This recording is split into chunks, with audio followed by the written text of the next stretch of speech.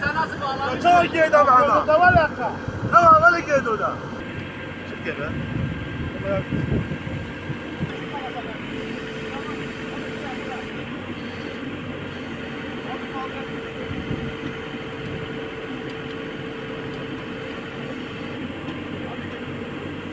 O tarafa götüremem.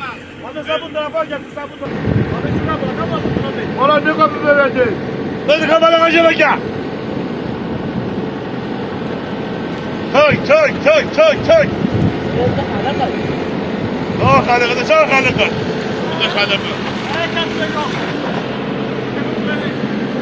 Sen ne geleceksin? Önem nasıl? Babacım al hamura. Abi nereden sarsın? İpi aç çabuk gevşe. Bıçak al bıçak orada. Dur sen gidelim sen gidelim. İndir sen biraz daha indir.